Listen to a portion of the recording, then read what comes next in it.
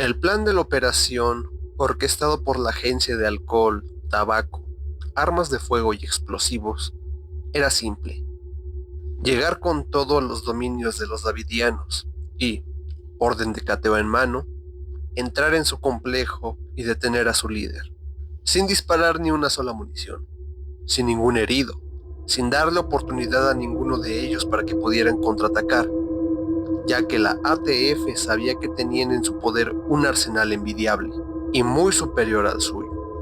El factor sorpresa era determinante, y cuando este estuvo comprometido, gracias a un error de un fotógrafo que alertó sin querer a uno de los miembros del culto, la agencia no quiso esperar ni perder la oportunidad. Iban a atacar, sí o sí.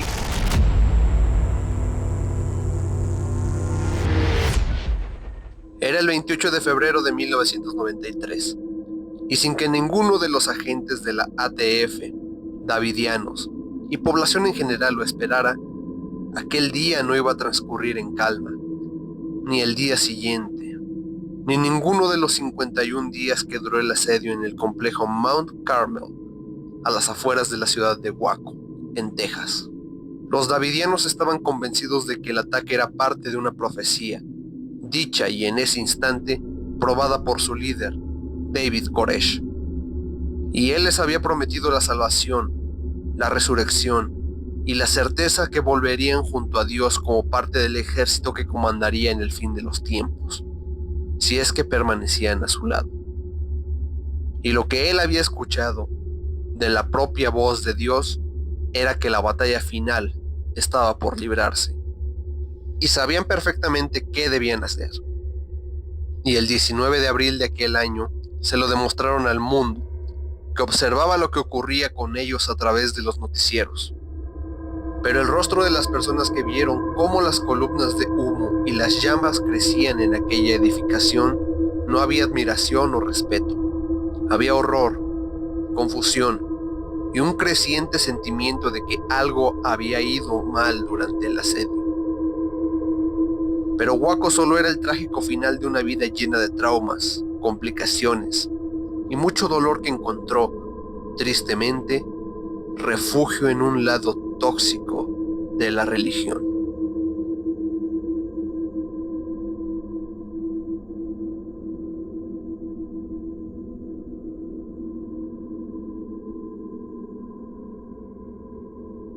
Stefan Talty no es ajeno a contar historias reales con gran peso narrativo. Quizás su nombre no le suene mucho, pero déjenme decirles que es el autor de A Captain's Duty, que es el libro en el que se basa la película Captain Phillips, acerca de un barco estadounidense que es secuestrado por piratas somalíes, la del meme. Y a la par de sus trabajos de no ficción, también ha escrito algunas novelas que son conocidas sobre todo en Estados Unidos. Pero en su último trabajo, publicado en 2023, vuelve a la investigación periodística.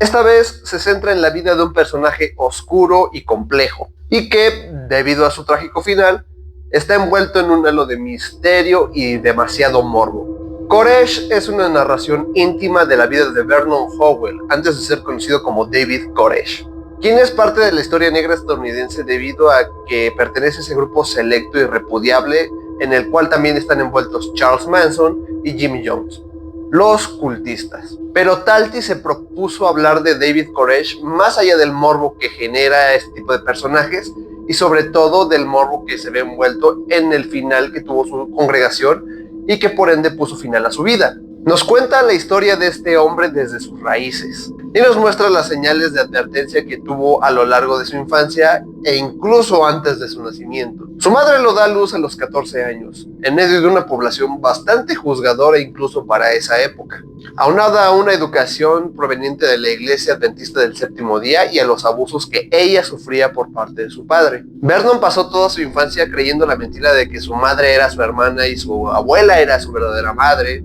la violencia por parte de un abuelo que siempre lo llamó bastardo, y sin llegar a conocer a su verdadero padre y sufriendo de todo tipo de violencia por parte de padrastros y compañeros. Se trató de un chico bastante retraído, que tristemente fue diagnosticado con dificultades para aprender y que no encontraba refugio en ningún lado, salvo en la Biblia.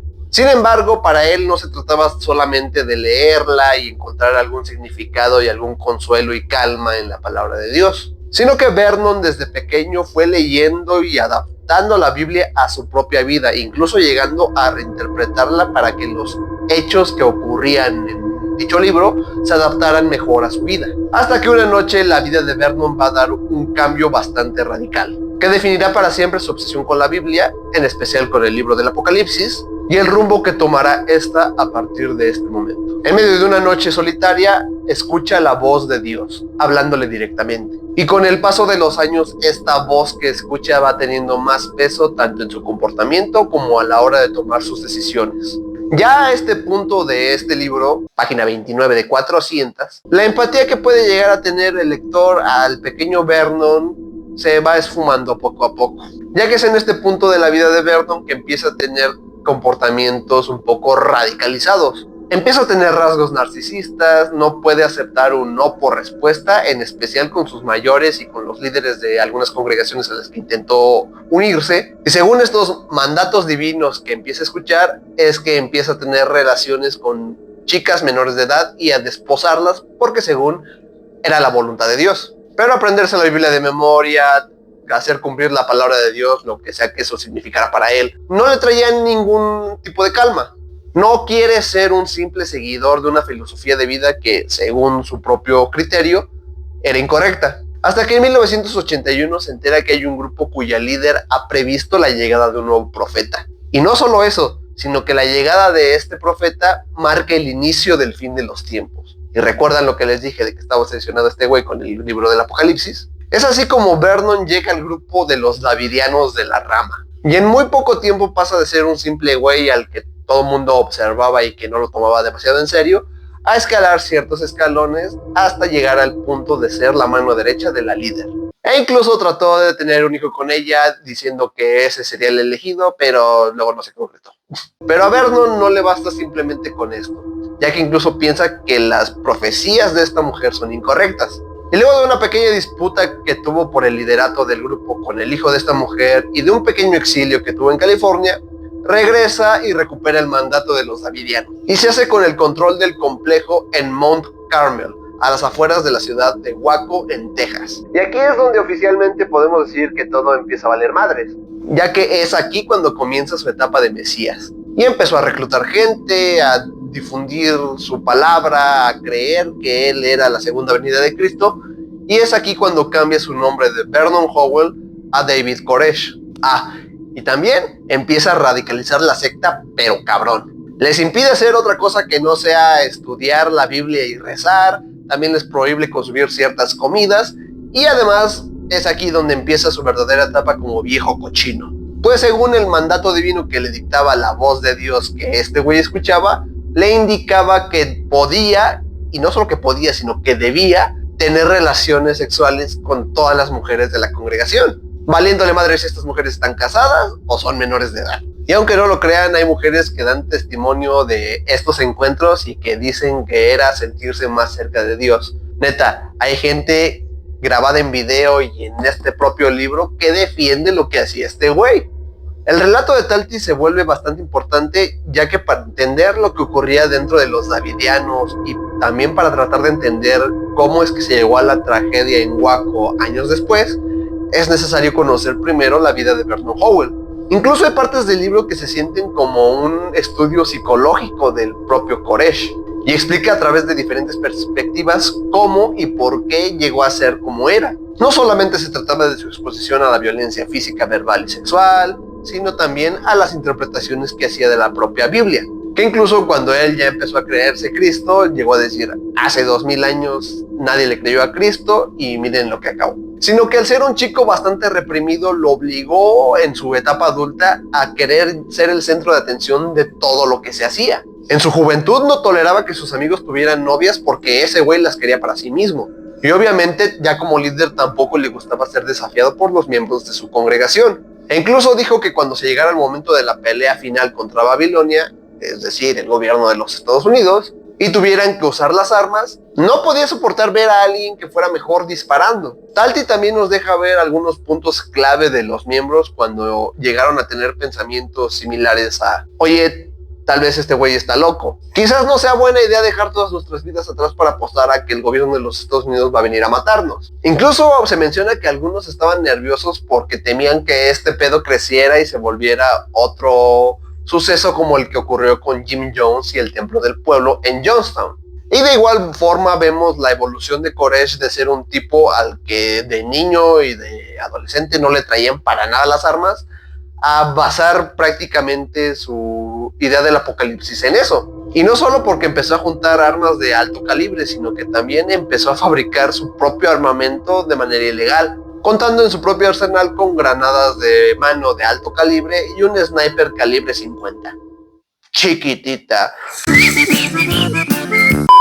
Y es debido a esto y a los rumores de que andaba de viejo cochino que empieza a llamar la atención de distintas agencias federales, en especial de la ATF. Le avisaron al FBI, pero aplicaron el lunes lo checamos, Milik, y los mandó a la verga. Y aquí es cuando pasamos de una historia desde la perspectiva de David Koresh y sus seguidores a la perspectiva de la ATF y cómo intentaron idear un plan para evitar una tragedia. Vieron la posibilidad de cercar al grupo, de detener a David Koresh fuera de Mount Carmel para que no hubiera pedo, pero siempre teniendo dos caminos bastante posibles: que los davidianos los contraatacaran o que en un tipo de plan de emergencia cancelaran la suscripción a su vida de manera voluntaria. Sobre todo esto último les preocupaba bastante porque en el grupo de los davidianos había niños, pero ninguna de estas ideas cuajó, salvo la posibilidad de hacer una redada. Y es ahí donde vemos cómo los agentes de la ATF comenzaron a vigilar muy de cerca a David Koresh, e incluso colocaron a un agente encubierto para hacerse pasar por alguien que estaba interesado en unirse a los davidianos. Y una vez que se enteraron de que los abusos eran ciertos y de que tenían arsenal para ponerles en su madre con una mano en la cintura,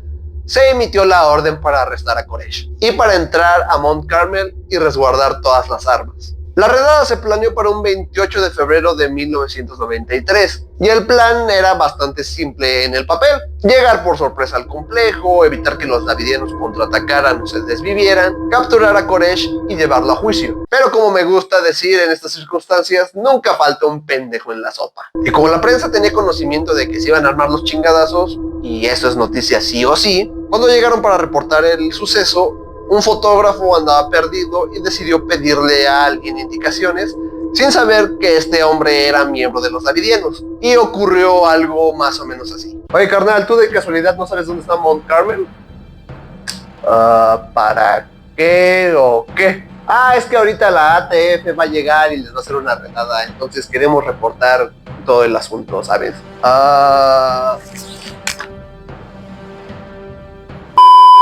Y fue así como el factor sorpresa, que era determinante para la misión, chingó a su madre. Y lo que se supone que sería una operación en la que no habría heridos y que duraría apenas unas cuantas horas, resultó en un tiroteo de más de 45 minutos que terminó con 16 agentes de la ATF heridos, otros 4 agentes muertos y también 6 davidianos muertos.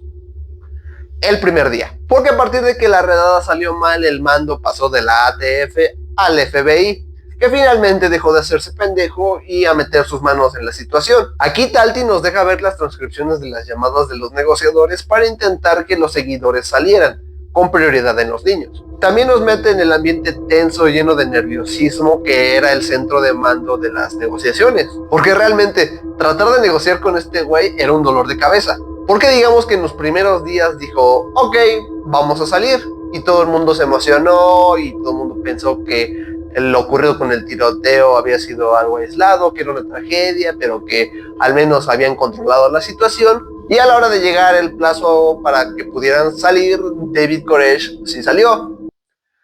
Pero con la mamada de decir, Dios me dijo que esperara y hazle como quieras, papito, porque yo no voy a dejar este lugar. Debemos de dejar en claro cuáles eran las creencias y cuáles eran las enseñanzas que daba David Koresh al grupo de los davidianos, ya que en este punto se volvieron más extrañas, pero tenían en común al gobierno de los Estados Unidos, en el cual veía a dos potenciales enemigos. Por un lado, el factor obvio de que el gobierno era una mierda y que ya no eran el mismo país de antes, lo que llevó a ciertas ideas de supremacía blanca y de pedos de la segunda enmienda, cosas que aman los gringos por alguna razón. Y a la vez presentaba al gobierno gringo como el diablo bíblico, que quería detener el mensaje de los davidianos y prohibir que Koresh, o Cristo según la visión retorcida de este güey, abriera los 7 sellos, lo que según las escrituras del Apocalipsis desencadena el fin de los tiempos, donde Dios baja y viene a juzgar a vivos y muertos y su reino no tendrá fin, algo así va el resto, ya no me acuerdo de mis clases de catecismo, la verdad. Es por esto que salvar a los güeyes que se quedaron hasta el final en Mount Carmel se volvió prioridad, ya que el FBI empezó a prever que el plan de estos güeyes era quitarse la vida, y no estaban del todo incorrectos, ya que según testimonios de exmiembros o de güeyes que lograron salir antes del 19 de abril, según cuando Koresh dijo que iba a salir en los primeros días, el plan sí era salir,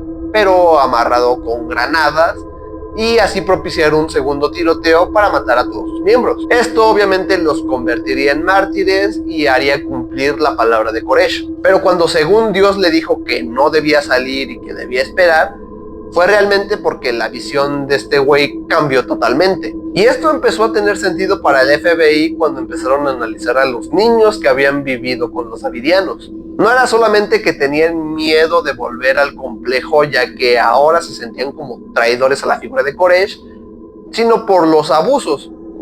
Dato curioso, la mayoría de estos niños eran hijos de este cabrón. Recuerden lo que le hacía a las mujeres de su congregación. Sino porque en algún test en el que les pidieron dibujar el lugar donde vivían, lo dibujaban rodeado de chispas o de fuego. Esto y la creencia de algunos altos mandos de que los abusos seguían existiendo adentro de Mount Carmel, llevó al buró a tomar la decisión de volver al complejo, colocar gas lacrimógeno y esperar a que los davidianos salieran por su pie. E incluso los negociadores llamaron al complejo, les dijeron lo que iban a hacer y les avisaron de que no iban a disparar, que podían confiar en ellos para salir. E incluso cuando el gas fue liberado a las 6 de la mañana del 19 de abril de 1993, a través de ciertos altavoces les seguían diciendo que no iba a pasar nada, que no iban a disparar, que podían salir con total confianza. Pero lamentablemente no salió nadie más. Digo, también no ayuda mucho que tu gobierno te diga no te vamos a hacer nada mientras un puto tanque destruye las paredes y empieza a salir gas por ahí, ¿no? Y luego de un rato después de haber colocado el gas, se empezaron a vislumbrar ciertas columnas de humo y en cuestión de minutos el lugar estaba envuelto en llamas. Y cuando el fuego ya era lo suficientemente grande, apenas 9 personas lograron salir. Y todo el mundo a través de las cadenas de televisión podía ver cómo los más hardcore de la secta morían quemados, para así cumplir con la profecía que un güey random les había dicho meses atrás. E incluso entre uno que otro sobreviviente de la tragedia te vas a encontrar a alguien que dice que debió morir ese día para poder irse en paz y estar en paz con Dios. Saldo, 76 personas, incluyendo a 28 niños y al propio Koresh, fallecieron ese día. Algunos por la intoxicación de gases, otros por quemaduras y algunos otros por heridas de arma de fuego. Tristemente, el asedio y la tragedia ocurrida en Waco fue el principio de un problema más cabrón dentro de los Estados Unidos. Y es que esta premisa de que el gobierno gringo es comunista y satánico a la vez, llevó a un aumento en el ala de extrema derecha. Stefan Talty nos presenta en Koresh al cabrón que inició la desconfianza en el gobierno, el nacimiento de las milicias antigubernamentales que proponen la autosuficiencia, ya saben, estos güeyes que coleccionan armas y crean búnkeres en sus casas, y el aprecio, la necedad y la obsesión del gringo promedio por tener una pistola en su casa. Y eso sin mencionar otras tragedias de la época que tuvieron como inspiración lo dicho por Koresh y sobre todo su trágico final, como lo es el atentado de Oklahoma City, en el cual Timothy McVeigh explotó un edificio del FBI a la verga, acabando con la vida de 168 personas. Curiosamente lo hizo en el segundo aniversario de la tragedia de Waco. O también lo sucedido en Columbine, que si bien no fue inspirado de forma directa por lo ocurrido en Waco, sí es verdad que los perpetradores tenían en su mente esta idea de que estaban viviendo en un país donde el gobierno había fallado. Y también por el hecho de que 2 adolescentes consiguieran armas tan fácil. Y no podemos dejar de lado el aspecto religioso. Los davidianos no son el último culto tanto en suelo estadounidense como en el resto del mundo. En estas más de 3 décadas desde que ocurrió lo de Waco, siguen existiendo grupos de gente que manipula a la raza con diversas creencias, y lo peor, sigue existiendo gente que les crea a estos tipos. Ahí está Heaven's Gate y Marshall Applewhite. También están NXIVM y Kid Rainier, Alep y la tragedia del metro de Tokio, o La luz del mundo y sus actos deleznables. Es debido a estas temáticas que no es un libro sencillo de leer. El propio autor incluso advierte desde el inicio que sus páginas están llenas de todo tipo de violencia. Y aunque no es gráfico ni usa este recurso como mero amarillismo para vendernos un libro, sí hay que decir que puede resultar perturbador para algunos lectores. Pero ya saben que a mí me gustan este tipo de investigaciones y además siento que de todos los cultos de los que he investigado, el de Koresh se me hacía el más interesante. Sé también por ahí que existen libros acerca de Charles Manson y la familia, o de Jim Jones y el templo del pueblo. E incluso ya leí el libro Márcame Amo sobre Kid Rainier y NXIVM. Y también tengo el conocimiento de que este no es el único libro acerca de David Koresh o la tragedia en Waco. E incluso ya existen series y documentales acerca del evento. Pero sin duda Koresh de Talty es el que mejor retrata la vida del líder de los davidianos. Y es especial porque va más allá del morbo y el mito, que son lo que atraen de este caso debido a su trágico final. Nos deja ver una historia única y que a la vez es una historia repetida, ya que existen este tipo de grupos a lo largo de la historia y hay ciertas similitudes en las que ya vas viendo que las cosas no van a terminar bien. Y nos dejan con la siguiente pregunta: ¿cuántos ejemplos de esto tenemos que presenciar para darnos cuenta de que hay algo mal? ¿En dónde? En todos lados. En la sociedad, en la familia, en el sistema educativo, o en cómo el gobierno desvía la mirada de ciertos actos hasta que hay sangre involucrada y entonces les deja de valer madres. O bueno, tal vez sí, pero eso solo pasa en México. La lectura de Koresh nos recuerda un punto bastante importante: lo que llegue a ocurrirnos en la infancia y la manera de cómo lo sobrellevamos puede determinar lo que va a acontecer con nosotros el resto de nuestra vida. Vernon sí que era un chico tímido y que sufrió varios abusos, pero a la vez era un chico bastante ducho en cuanto a la música, que llegó a entender la Biblia de cierta manera. Pero esto último de la mano de un pobre entendimiento de la misma, además de sus heridas y carencias, el sentimiento de no querer decepcionar las enseñanzas de Dios, llevaron a David a sentirse el elegido y a utilizar esta bandera de profeta para satisfacer sus necesidades sexuales y de atención. Y sobre todo, creó heridas indelebles en las familias de los miembros que se llevó aquel 19 de abril, así como en el imaginario colectivo de un país entero. Y de paso, dejó un cagadero que es, hasta nuestros días, 3 décadas después de lo ocurrido, motivo de debate y uno de los puntos más irreconciliables entre dos sectores de la población de los Estados Unidos. Si me permiten decirles algo, crean en lo que quieran. Récenle una letra, sean seguidores de Maradona, o no crean en nada, si es que piensan que el espiritual viene de uno mismo. Recuerden que las cuestiones religiosas, al igual que otros aspectos en nuestra vida, deberían de ser cuestiones personales y al resto del mundo le tendría que valer madres si creemos o no creemos en una u otra cosa. Es más, al resto de la gente nos vale en qué Dios crees. Nos vale madres cuántas veces vas a la iglesia por semana, e incluso nos vale madre si ya has leído la Biblia más veces que las señales de tránsito. Si eres una persona de mierda, eres una persona de mierda. Y lo negativo en todo esto es que las otras personas que también siguen la religión van a ser catalogadas por tu culpa como personas de mierda. Y generalizar no es bueno. ¿Entienden o no? Si creen en algo, perfecto. Si no creen en nada, perfecto. Pero no anden por la vida diciendo que lo que ustedes creen es la verdad suprema y que todos los demás están equivocados y son unos pendejos. Por favor, no basen su vida en una figura religiosa o en un pastor, y mucho menos en un güey que a leguas se nota que los está haciendo pendejos. Es más, dejemos de hablar de religión.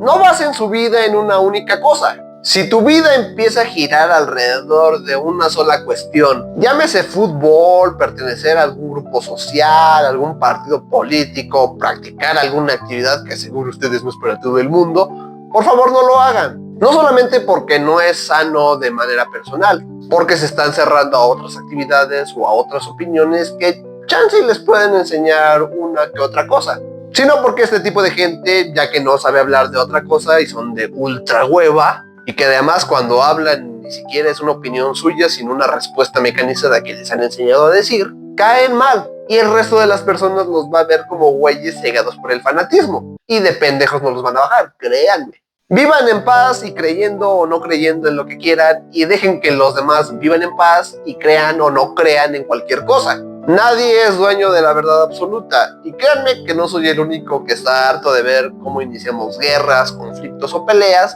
para ver quién tiene la razón en ciertas cuestiones. Conozcan cosas diferentes, prueben nuevas cosas. Incluso si es algo tan tonto como pedir un nuevo platillo en un restaurante o ponerle de la salsa que normalmente no le pones a tus tacos. Si te gusta la verde un día, prueba la salsa roja. Porque así van a saber con mayor exactitud qué les gusta y qué no les gusta. Y además de que van a comprender un poco mejor al mundo, algo más importante es que se van a conocer mejor ustedes. Y si les sirve de algo que se los diga, crean en ustedes mismos. Échense porras. Créanse esta idea de que ustedes son la mera verdura del caldo, la mera chispa del boiler, la mera carne de la Biblia, el mero vergas, pues. Es bien sabido que la raza que se llega a unir a cultos es precisamente porque se sienten perdidos y porque buscan cierto tipo de conexión o cierto tipo de liderazgo en la vida. Además de aceptación que normalmente se les da un pendejo que a la larga les va a lavar el cerebro. Harían falta muchas clases y muchos cursos para saber cómo evitar caer en este tipo de grupos, además de los coaches de vida. Pero siento que el paso primordial y el más importante es decirnos a nosotros mismos, somos especiales y valemos la pena. Para que no llegue alguien más a decirnos que lo somos y después nos la quiera voltear para que pensemos que realmente ellos son los especiales y nosotros simplemente los debemos de seguir y adorar. Así que mucho ánimo y aguas con los cultos.